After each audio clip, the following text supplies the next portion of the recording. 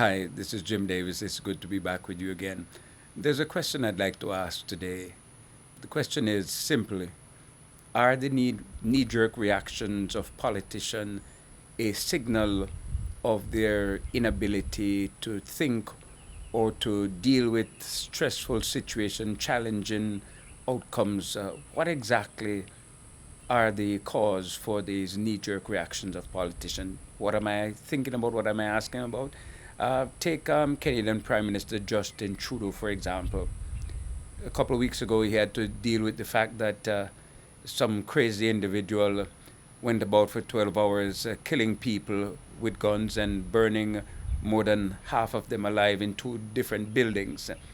And in response to this crisis, the Prime Minister went straight after gun owners by banning 1,500 guns.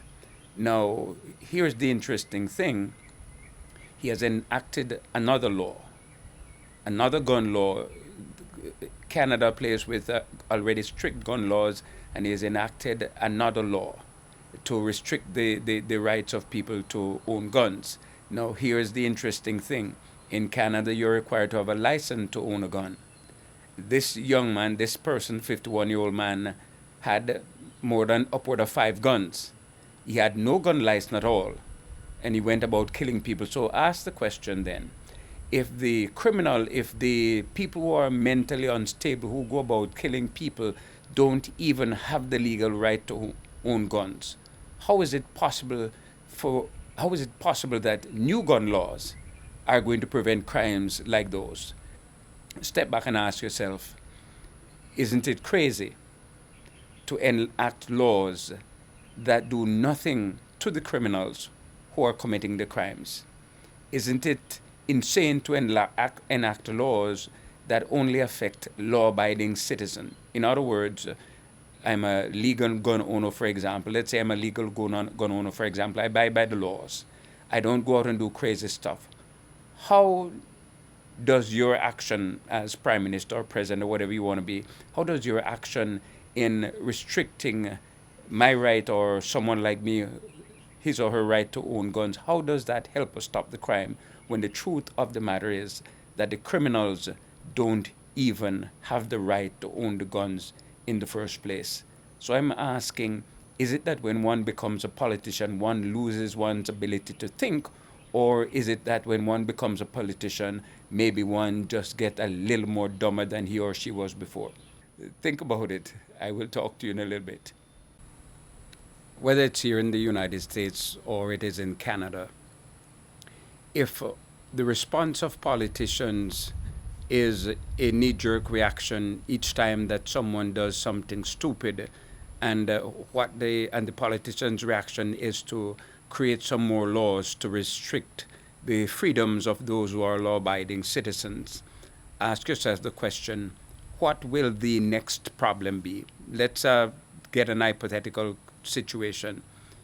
Some crazy preacher gets up in his pulpit and incites people against another group of individuals, let's say some immigrants, let's say maybe someone who is gay or lesbian, but a preacher gets up in his pulpit and incite crime, incite action, detrimental action against law-abiding citizens, simply because that preacher has a personal belief that such individuals should not have certain rights. Now, this individual incites problems, causes problem for a segment of our population, for a segment of our law-abiding segment of our community. And now the government must deal with it because this was someone in a position of authority causing other people to get involved into actions that were detrimental to the health of others. When this has happened and it has caused harm, what will our politicians do next? Will they now make some law that restrict, of course, in Canada we have some laws like that, but will they now make some laws that will restrict the rights and privileges of American Christians, of American preachers, because some crazy preacher got up and said something stupid that injured some other individuals? How far are our politicians willing to go with knee-jerk reactions? If they do it in one instance and they do it in two instances, will they not do it in three and four, and before you know it, put all of us in jeopardy of losing our freedom? You think about it. How far we are here in the United States from a tyrannical government is probably anybody's guess.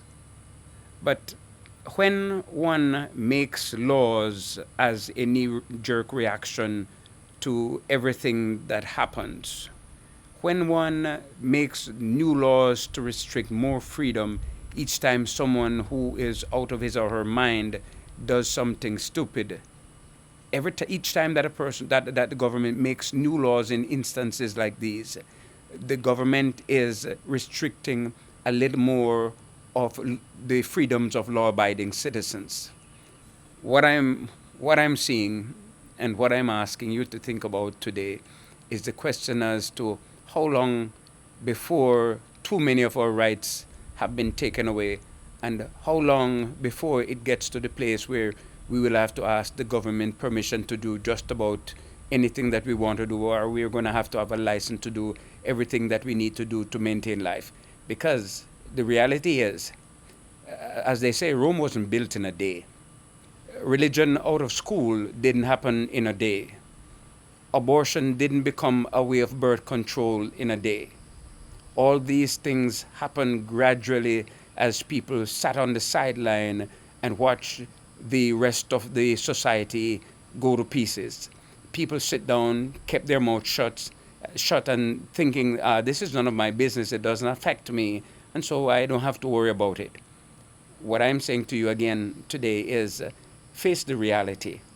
Every time that a new law is enacted, and nothing is wrong with laws, by the way, but every time that a new law is enacted that restricts some of our freedom, we are giving away our right to be free. We are giving away our right to do the things that we were entitled to do. Sooner or later, the idea of life, liberty, and the pursuit of happiness will be only a figment of people's imagination, because we have allowed the politicians to take so much from us, and some of us who have not thought through the processes have asked for it, and it has been given, and we stand at a place where our freedoms are gone and criminals have more right than law-abiding citizens. I'm asking you today to think about what you're doing. When you see injustice, when you see politicians reaching out too far, ask yourself, what is it that you have done to curb this? Have you written your congressman? Have you written your senator? Have you written the president? Have you written your mayor or your governor? What are you doing to ensure that you don't lose, we all don't lose the rights that we now have? Think about your actions. Today they may not seem like they matter, but tomorrow, when your children and grandchildren are the ones who reap the society that we build, you might be disappointed to find that while it might not then matter to you, it matters to them because their freedoms are gone.